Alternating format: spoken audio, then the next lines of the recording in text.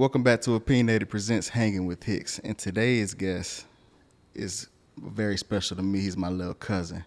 He's an artist. He's a college student. He's a businessman. He ain't a business. He's a businessman. Today on the show, we have Cameron Williams.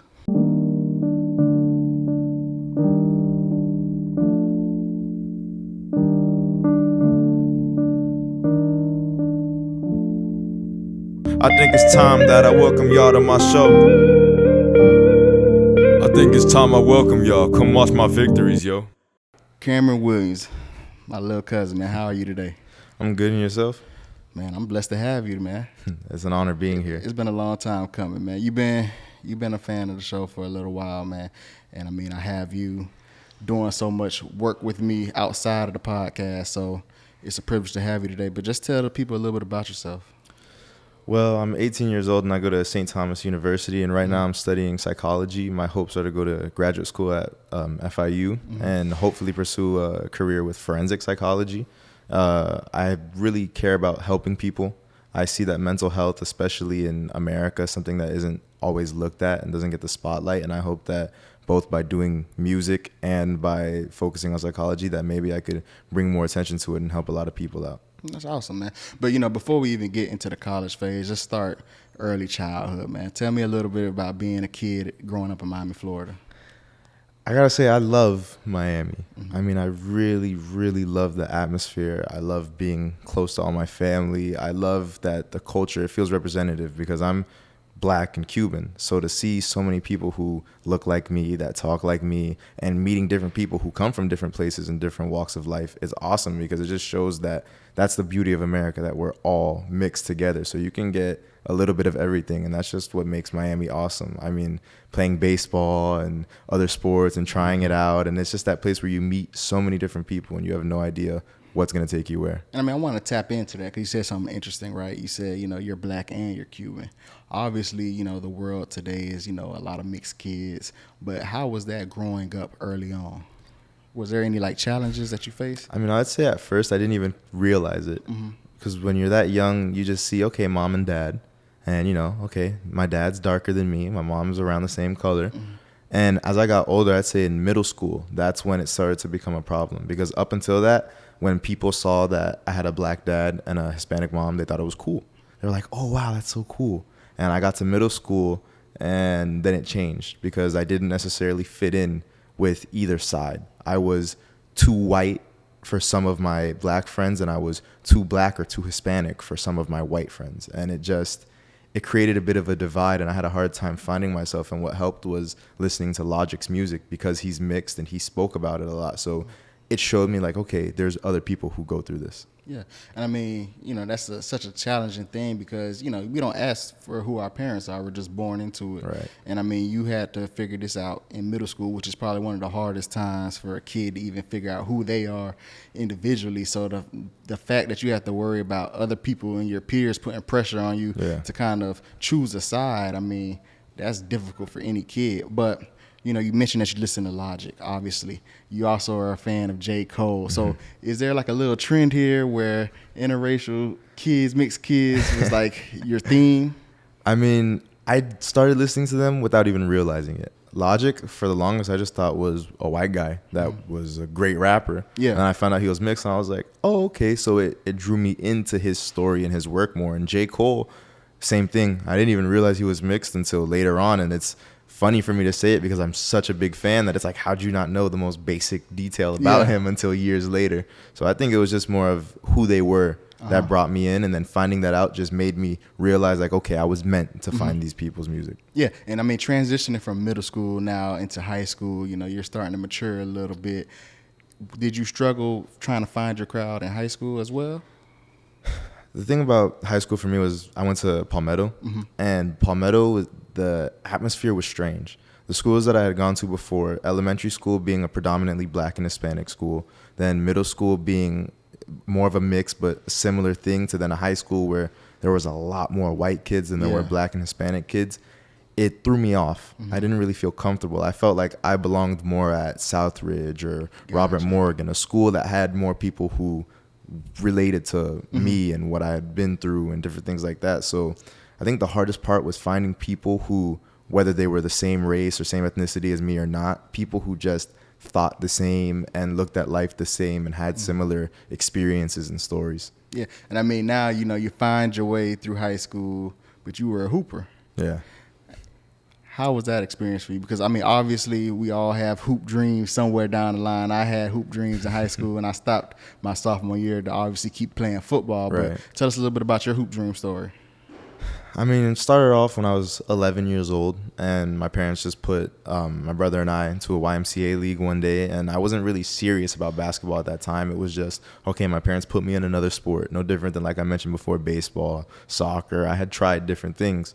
And as I got older, I started to like it more and more and more, but never enough that I was, you know, working out every single day and with coaches and trainers. As I got older, I started to take it a lot more seriously, and my high school career was rough because the coaches that we had, there was a lot of favoritism. Yeah. So just going and trying out wasn't enough. If you weren't contributing some type of money, if you weren't, you know, best friends or your parent was sponsoring the team, you weren't going to make it. It wasn't really about skill. So I'm training. Come my senior year, I make it. Already that's an amazing thing. But what made it feel weird was that it was during COVID. Yeah. So it's like, okay, I'm there at practice, but I'm wearing a mask and I'm struggling to breathe while I'm running up and down the court. We have players that would go missing for 2 weeks and it would completely throw off the rotation, and then they'd come back and it was like whatever you did while they were gone in those 2 weeks didn't mean anything. So it was hard dealing with coaches who, I mean, they really just, their job was less to coach you and more to kind of break your spirit. Yeah. And I mean, obviously, you know, you tried so hard to finally make a team, and when you finally make it, you realize that it was nothing that you would have ever imagined. But you mentioned something earlier. You said this was all during the height of COVID. Right. You're a senior in high school, the biggest year of your life, honestly, and it's COVID. How did that impact you? Like, how was that experience? Looking back at it, I'm very glad that I played during COVID, because the way that my coaches treated me and the lack of playing time and other things that they did, like my senior night, they played every senior except me. So there was a lot of things that happened that I look back at it and I'm like, I'm glad it was during COVID, because nobody knows that unless I tell that story. And personally, I guess I'm like the odd one out, because I actually enjoyed my COVID school year much better than a regular one. Explain that. I mean, I was at home. I had gotten the PlayStation 5 right when it came out. So I'm sitting there playing the new 2K and talking to my friends all the time. My classes were easy, you know, just log into a Zoom call real quick and put it on mute, whatever, and do what I had to do for my day. And that was it. I mean, did you feel like that you missed a couple things, like the essential things, like, you know, the homecoming game and the prom and, you know, a regular graduation? I mean, the regular graduation for sure. But other than that, I didn't really care about my school. And I think part of that was, like I mentioned before, that I didn't feel like I belonged. So I didn't want to go to homecoming. I didn't want to go to prom. It didn't feel like those were the people that I should be experiencing that with. So I just removed myself from it completely. Okay. I mean, graduating now from the COVID year, now you're a freshman, and yet it's still COVID. Yeah. How does that feel? It was scary, because I'm going to a university. I know that there's going to be a bunch of different people who have different beliefs, that do different things. And because we're already at a point where the vaccines are out, the mask mandate is lifting one day and then it's right back the next, I was worried, like, okay, if I get sick, I'm taking care of myself now. It's not like Mom, I don't feel well, and she's going and doing a bunch of things for me. And I was worried about, you know, new classes more than anything else, and just how are my professors going to be? Are they going to like me? Will there be a lot of work? Is the school going to feel alive and like I'm really doing things, or am I going to be bored? Like, what's going on with COVID? Am I going to be safe and healthy, or am I going to be facing like getting sick every other week? Like, that was my biggest concern. Yeah.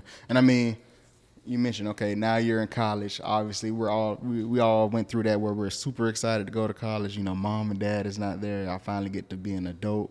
But like you just said, you know, mom wasn't there. You know, if you get sick, Right. who's going to help you out? I mean, you're trying to learn so much at such a young age, because you think just because you are 18 that you're an adult. But Right. college is really helping you brace yourself for the real world. But again, you're not getting that same regular experience that I had. Right. So, you know, and then you had a dorm room, right? And you were lucky, one of those lucky freshmen where you had your own room. But did it ever feel sometimes like since it was COVID, you guys didn't get to have that full college experience, so you weren't interacting with a lot of college students. Like, did that impact you mentally anyway? I had a lot of nights where I just felt really alone. And sitting in my dorm, it was nice that I had one to myself, but I would get lonely and I'd get bored. And I mean, I was so used to, 18 years where 15 of them, I had a little brother come in my room and bother me or want to play, or my parents who were right there. And I think that was the hardest part, was getting used to being alone. And I mean, my school was only 45 minutes away from home, so I'd still go home on the weekends, but it was that during those weeks and trying to push through, and just, it was tough. And I saw that at my school, there was a lot of cliques that formed very quickly. And I met friends and I had a group, and then within like 2 weeks, this one was dating that one, so they were off doing their own thing. This one had a sporting event, this one that, and it quickly fell apart. Yeah. And it was athletes with athletes, and some of the other kids who had certain of the same majors and things like that together, and then quickly I ended up just being by myself. Yeah.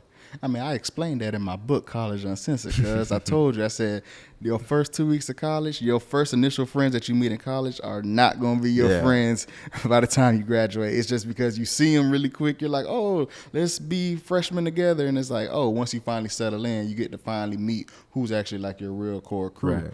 But I mean, fast forwarding, you're a freshman in college, you're adulting now. What made you choose your major? Well, I spent my fall semester studying computer science, and that was something that I wanted to do from, I think, about 13 years old. I love video games, so I thought, why not make them? And then I spent a semester taking classes and saw that it was a lot. Just my second year, I would have had to take 2 calculus classes, 2 physics classes, and a lab. And I was like, nah, I'm okay. It was too much. And psychology was always the other option. I have a very strong connection with mental health. I've had family and friends and people who've dealt with their own situations with it. And I've dealt with it myself. And COVID was a big part of that, because even when you're in a house with your family, being so cut off from the rest of the world is really, really difficult. Yeah. So I thought, now's the chance. Let me do something that can push, through these boundaries that we have right now. Let me work through the lack of care that there is for mental health and shed light on something that is an everyday thing, no different than eating and sleeping. And I mean, aside from being, a hooper, a college student, man, you're an artist, you're a rapper. You go by the name of Unknown. How did that even come about? Like, what made you be so inspired to become a rapper? Well, from as early as I can remember, my parents were always playing music, a lot of hip hop, a lot of old school Tupac and Biggie. And I remember I'd listen to it and I'd get a little bit annoyed because there were some songs from like the radios that I wanted to hear that they weren't listening to. And as I got older, I was like, oh, okay, I really like this. So I listened to Tupac more. I listened to Biggie more. I started listening to J. Cole and Kendrick Lamar and Logic. And I found more and more rappers. I mean, Tyler, the Creator, when he was still in his early stages of his career. Childish Gambino, who is now an amazing everything. He's the Swiss Army knife of just talent and all these different artists. And I was like, wow, I really like that. And it didn't occur to me that I could do it myself until middle school when I saw that other kids were doing it. And I was like, wait, all I need is a microphone and I can just record and do my own thing. And from there, it just took off. I mean, I knew that you'll be a rapper when you were 3 years old and I was 10. You remember what your favorite song was at 3? Every Day I'm Hustling by Rick Ross. And you could sing every last word of that song, the curse words and all, man. But I mean, again, it's like me being a podcast and everybody has a podcast. Right. Everybody wants to be a rapper. That's probably more famous than being a podcaster. It's like everybody wants to be a rapper, a musician, an artist. How do you deal with that struggle? Because, I mean, obviously, yes, you feel as if your music is good, but how do you almost make others believe in that same dream? Well, that was something that I had to tackle very early on, and I realized that it's not about others. I had to learn very, very quickly that if I'm not happy with what I'm doing, then I shouldn't be doing it. And that was a really, really hard thing to deal with because, you make something and you want people to appreciate it. You put your hard work into it. You spend time working on it, and it's something that you're passionate about. Yeah. And it's like it's your baby. And you don't want somebody to say that your baby's ugly or to not appreciate your baby because you just created that. So I realized early on that the best thing I could do was just be myself. Because people are going to come from anywhere. They're going to hear what I have to offer. And if they like it, great. And if they don't, well, I'm sorry, I'm not for you. And, you move on with your life and you keep moving. So where did you get like that confidence as far as like being a rapper? That took a lot of trial and error. There were a lot of different experiences I had, talking to girls and playing sports and making songs. And, one time it was awesome and it was like, oh, okay, 200 views. And the other time it was like, oh, 10 views. Or, oh, this girl likes me. Oh, this one just sent a screenshot of my text to her group chat. Yeah. And that's embarrassing. It took a lot of those moments to be able to say, okay, I think I know what works for me and what doesn't work. So that it was hard, but you kind of get that thick skin and you build it up pretty quickly. And it's like, okay, now you build this confidence, but the most important thing into it, I'm asking is like, where did you find your voice? Because you have to find your own lane. Yes, you love Logic, you love J. Cole, but it's like you can't rap just like them because you're not them. So how did you find your own independent voice? Right. I think for me, it was just my love of rap. And I realized that there was a lot of people making music that shouldn't have the attention that they have, that shouldn't be making music in general. Personally, if it was up to me, I'd take away their equipment and use it for myself. And I just realized, like, okay, I like when Logic talks about mental health and certain things, but sometimes he's faking, so let me not fake who I am. I like when J. Cole has his humble attitude and he's telling stories, but I also like to flex a little bit and to, show you like, okay, yeah, I got something. I'm going to talk about it. And I realized quickly that I could mix together everything. And I wanted to be kind of like that Childish Gambino of rap. I wanted to be a Swiss Army knife where you give me any type of beat and any style and I'll pick it up quickly. So I have the songs that you could play in a club or that you play at a party and everybody's all hyped up to. And I have the ones where if you want to listen to something that really picks apart your thoughts and that helps you feel recognized, that, okay, you have it. I mean, and how many hours did you have to put in for this, man? Because all, like you just said, people they make music and it's, and you want to take away their equipment, but it's like, how did you finally be like, you know what, man, I'm making some good stuff? It took me a while. When I first started at 13, it was just following trends. So it was like Migos and everybody else that was out and, a trap beat and ad libs and that stuff. And as I grew older, I was like, this is hard. And it's not hard because, it's like challenging for me. It was hard because it wasn't me. And you can only pretend for so long. And I was like, okay, no, wait, I can do so much more if I use my brain and if I apply myself in different ways. And it helped me, find that voice and find my style just by seeing like, okay, I don't like this. I like this. And just over the years, I was like, oh, now I see what works for me. It was almost like, shooting 1,000 jump shots a day. And I had to shoot 1,000 jump shots until I figured out this form isn't working. And then just kept going with it. And I mean, me, I'm not only your big cousin, I'm one of like your biggest fans. But in one of the songs you quoted, remember the conversation you had in the mirror. Me being a fan and intrigued, I mean, what was that conversation in the mirror that you had? I mean, I've had a lot of conversations looking in the mirror, and I think a lot of them were just dealing with insecurity and dealing with that identity crisis almost that a lot of us go through at a young age. And it was, what do I want to do? What type of music do I want to make? Am I trying to inspire people? Am I trying to get people excited? How do I feel as a young man growing up? What do I want to do? How do I want people to see me? And a lot of that is tough because, kids my age and people younger, they're getting introduced to social media and cell phones and things so fast that it completely dismantles what the proper thought process should be for a young kid. So I'm worried about money and fame and all these things at like 15 when I should just go outside and play because that's fun. Yeah, I mean, and that's the thing. You and I were 7 years apart. I'm a 90s baby. You're a 2000s baby. But it's like those...